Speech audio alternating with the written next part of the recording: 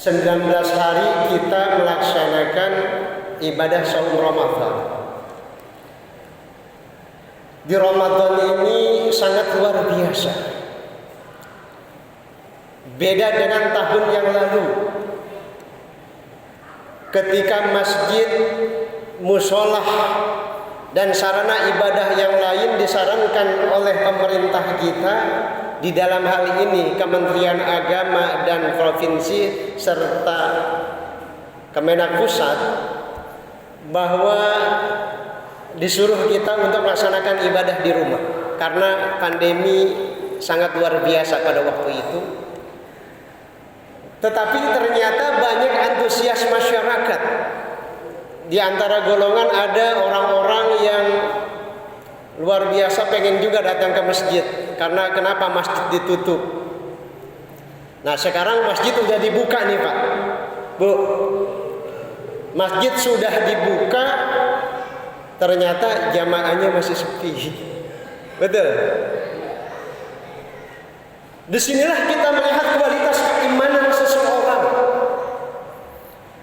kualitas keimanan manusia, kualitas keimanan orang yang beriman. Bagaimana ia memposisikan dirinya sebagai hamba Allah Subhanahu wa Ta'ala yang mencintai masjid. Di dalam sejarah pernah terjadi, saya akan bercerita tentang sejarah di Madinah pada tahun 120 Hijriah, 9 Hijriah di tahun 650 Masehi, 630 Masehi. Pernah terjadi Rasulullah saat selesai perang Tabuk. Ketika selesai perang Tabuk, Rasulullah di tahun 630 Masehi ini diundang oleh yang bernama Abu Amr Ar-Rahib. Siapa Abu Amr Ar-Rahib? Beliau adalah seorang Nasrani yang masuk Islam tetapi menjadi munafikun.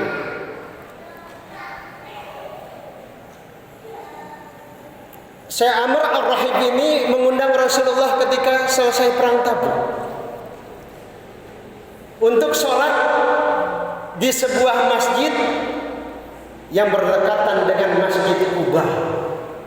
Masjid Quba ini adalah masjid pertama yang didirikan oleh Rasulullah di kota Madinah. Kalau anak-anak Muslim harus tahu, masjid yang pertama kali didirikan oleh Rasulullah adalah Masjid Quba. Nah, Amr bin Rahib ini mendirikan tandingan. Dia mendirikan masjid lagi agar jamaah Rasulullah yang dari Masjid Quba pindah ke masjidnya Amr bin Rahib. Nah, ternyata Amr bin Rahib ini adalah pesanan dari Raja Heraklius Romawi. Kalau untuk menghancurkan umat Islam, jamaahnya hancurkan dulu, bangun masjid di sebelahnya. Tuh Bu, ini pernah terjadi di zaman Rasulullah. Akhirnya banyak jamaah yang pindah. Lalu Rasul pada waktu itu belum turun ayat surat At-Taubah ayat 107. Ya. Pada waktu itu turunlah surat At-Taubah ayat 107. Rasul diperintahkan oleh Allah untuk tidak sholat di masjid tersebut karena masjid itu didirikan oleh para munafikun. Amr bin As beserta Amr bin Umair bin Rahib yang bersama 12 orang-orang munafikun. Akhirnya turunlah ayat A'udzubillahi minasyaitonirrajim. Bismillahirrahmanirrahim. Wallazina ittakhadhu masjidan dirara wa kufran wa tafriqan bainal mu'minina wa irsadan liman haraballahu wa rasulahu min qabl. Wa la yahlifunna in aradna illal husna wallahu yashhadu innahum lakazibun. Turunlah ayat tersebut. Nanti bisa dibuka di rumah. At-Taubah ayat 107. Wallazina ittakhadhu, dan di antara orang-orang munafikin itu ada yang mendirikan masjid diror. Kenapa disebut masjid diror? Karena kemudorotannya lebih berbahaya. Ya, untuk apa? Untuk kekafiran. Ya. Mengapa masjid ini dilarang didirikan dan dibakar oleh Rasulullah atas perintah Allah Subhanahu wa taala? Karena ada 3 hal. Yang pertama, dirara wa kufra. Masjid yang didirikan di sebelah Masjid Kuba ini adalah masjid yang dirara wa kufra, banyak mudaratnya dan untuk menuju kepada kekafiran. Yang menjadi pertanyaannya adalah, loh, kita kan sama-sama beribadah kepada Allah. Di ayat yang terakhir mereka mengatakan wala yahlifunna, ya, wala yahlifunna in aradna illal husna. Si Amr mengatakan, kami juga sama mencari kebajikan, kami juga sama beribadah menyembah Allah Subhanahu wa taala. Tetapi apa kata Allah? Wallahu yashhadu innahum lakazibun. Allah menyaksikan bahwa mereka itu dusta semua. Antara hati dan refleksi kegiatan amaliyahnya tidak mencemirkan orang-orang yang beriman kepada Allah dan Rasulnya. Yang pertama adalah dirara wa kufra. Masjid itu didirikan karena untuk mengarah kepada satu adalah mencari ketenaran, mencari kehebatan, mencari siapa yang paling benar. Nah, ini yang terjadi. Wa tafriqan bainal mu'minin. Yang kedua, kata Al-Qur'an bahwa masjid ini didirikan untuk memecah belah umat. Jadi umat terpecah. Ya. Yang ada di Masjid Kuba, ya, dirayu-rayu untuk sholat di Masjid Diror tadi. Ya. Wah, di sana mah imamnya bacaannya kurang bagus. Di sana mah pengurusnya kurang bagus. Jadi ada semacam provokasi. Terus diprovokasi oleh munafikun yang bernama Amr Ar-Rahim. Yang ketiga adalah kenapa masjid ini dibakar oleh Rasulullah? Karena masjid ini irsadan liman haraballahu wa rasulah. Tujuannya untuk spy, memata-matai umat Islam.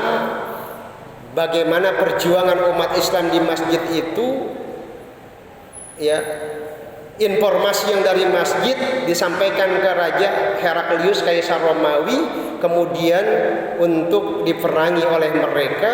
Karena apa? Karena zaman itu adalah pertarungan antara Islam dan Nasrani atau Kristen di Romawi, ya, di kerajaan Heraklius. Ma'asyiral muslimin rahimakumullah. Sejarah telah membuktikan bahwa pada saat ini di Jakarta ada 3.147 masjid. Data statistik 2010, di Jakarta ada 3.147 masjid. Masjid yang betul-betul melaksanakan manajemen masjid secara utuh dan bagus itu hanya tidak lebih dari 50%. Makanya Dewan Masjid ini mencanangkan, ada yang kemarin saya cerita tentang bantuan boti, bantuan merebut umroh dan sebagainya. Ini adalah untuk melaksanakan fungsi masjid secara paripurna dan baik. Hadirin yang dimuliakan Allah, sebetulnya ada 5 fungsi masjid. Yang pertama untuk beribadah kepada Allah. Yang kedua adalah untuk pembelajaran ilmu pengetahuan atau taklim. Yang ketiga sebagai sarana untuk musyawarah masyarakat sekitar kita. Keempat adalah untuk pengobatan. Nih Pak, harus tahu, di masjid itu adalah tempat pengobatan gratis, ya. Kelima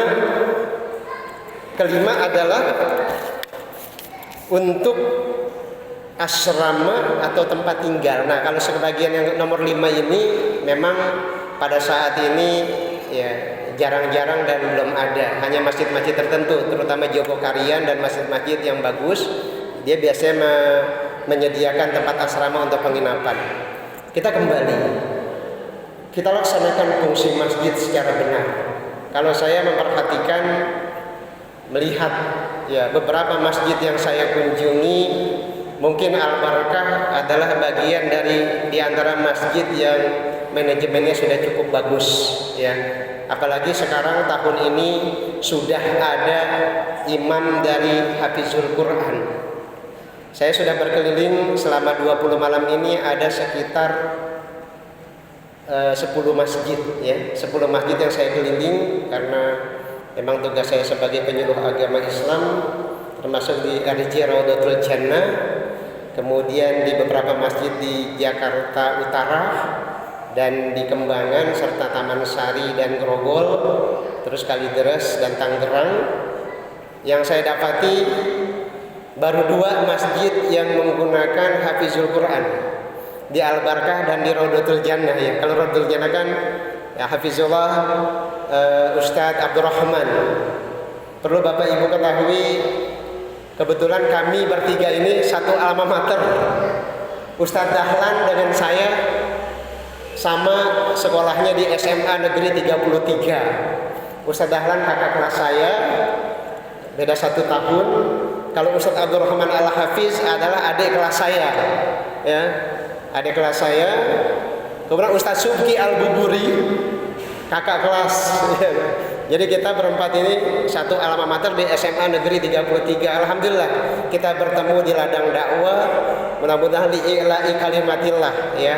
Ustadz Dahlan aktif di masjid, saya aktif di penyuluh Kementerian Agama, Ustadz Abdurrahman di Lembaga Tahfiz Quran, dan Ustadz Subki di media televisi. Kebetulan alhamdulillah tahadus binikmah, saya juga sama beliau satu kampus juga di S2 tafsirnya di VTIK Jakarta sama Ustadz Subki Al-Buburi. Bapak Ibu hadirin yang dimuliakan Allah Subhanahu wa taala. Mari kita kembali kepada fungsi masjid yang sesungguhnya. Kita jadikan masjid usisa ala taqwa. Masjid yang didirikan karena dasar takwa itulah masjid yang betul-betul menjadi pilihan umat. Jangan sampai, mohon maaf, ada masjid yang digunakan hanya untuk pribadi. Terkadang masjid digunakan padahal dia wakaf, ternyata digunakan untuk satu keluarga. Hanya orang-orang dia saja yang menjadi imam dan menjadi DKM masjid. Ini perlu saya tegaskan. Banyak 3.147 masjid, saya katakan tidak lebih dari 50% yang melaksanakan manajemen secara benar. Padahal masjid itu sudah diwakafkan oleh engkong dan orang tuanya. Tapi dia mengatakan bahwa masjid itu adalah milik keluarga. Ya, masjid dibilang milik keluarga, enggak ada.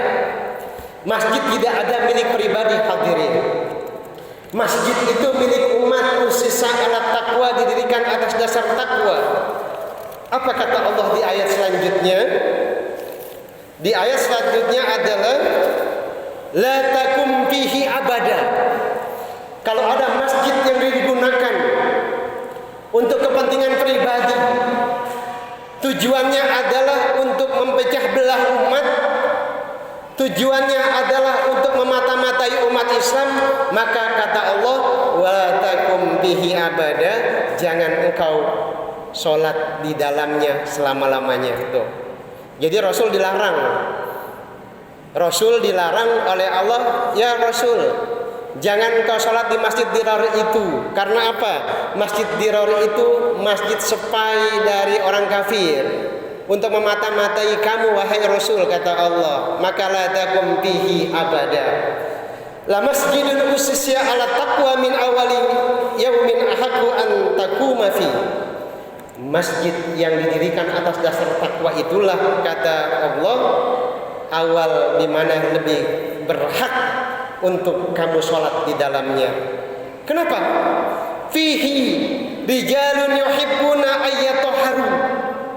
Di dalam masjid itu ada umat atau laki-laki atau orang yang ingin mensucikan dirinya, ingin beribadah benar-benar semata karena Allah, lillah, billah, ya, karena Allah dan karena untuk Allah, bukan karena sesuatu. Mohon maaf, orang-orang munafik itu biasanya sholat karena ingin dipuji, karena ria. Innal munafikina, sesungguhnya orang-orang munafik itu kalau sholat itu ingin dipuji. Ketika dia datang ke masjid, ada enggak yang merhatikan gua? Kalau ada yang merhatikan gua nih, gua sholatnya lebih baik. Nah, ini kebanyakan terjadi di zaman Rasulullah Shallallahu Alaihi Wasallam. Wallahu yuhibbul mutahhirin, dan sesungguhnya Allah mencintai orang-orang yang mensucikan diri. Kesimpulan dari materi ini adalah yang pertama, bahwa mari kita kembali ke masjid yang usisa ala taqwa, yang didirikan atas dasar takwa kepada Allah Subhanahu wa taala, bukan atas dasar nafsu, bukan atas dasar ingin viral, bukan atas dasar ingin tenar, bukan atas dasar ingin mencari sesuatu di dalam masjid tersebut. Yang kedua, kita kembali ke sejarah Rasulullah Sallallahu Alaihi Wasallam, karena jas merah jangan sekali-kali melupakan sejarah. Sejarah membuktikan bahwa di zaman Rasul pernah ada orang semacam itu atau golongan semacam itu. Mungkin saya beranggapan di sekeliling masjid kita atau di masjid-masjid yang saya kunjungi pun itu ada, ya. Tapi mohon maaf, ya, bukan untuk mengkritik, tapi memberikan masukan sebagai penyuluh agama yang mengayomi masyarakat semuanya. Yuk kita kembali ke masjid untuk tetap menjalankan ibadah kepada Allah. Satu tujuan, karena Islam adalah bagaikan satu bangunan. Kalau salah satu kita sakit, maka semuanya akan sakit. Jangan sampai Islam itu terpecah belah. Yang sholatnya 8 rakaat dengan yang 20 rakaat kagak akur, ya kan?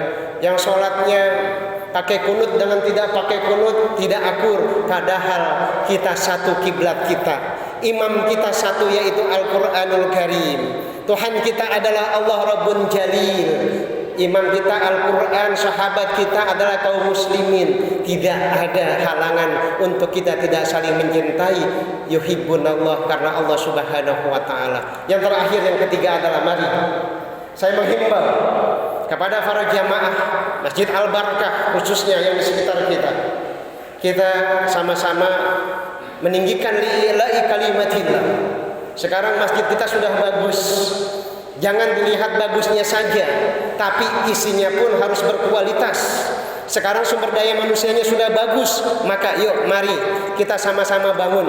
Kita dukung DKM masjid kita ini. Kebetulan alhamdulillah, ya, DKM sekarang itu muda-muda, energik dan penuh sportivitas.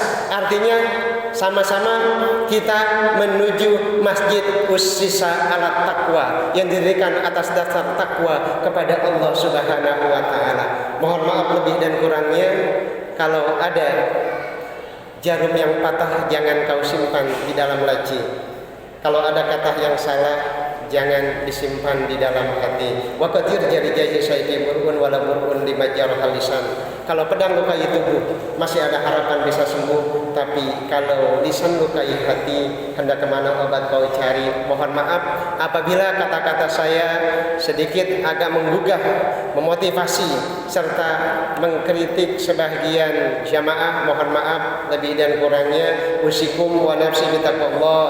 Wallahul muwaffiq ila aqwamit thoriq. Assalamualaikum warahmatullahi wabarakatuh.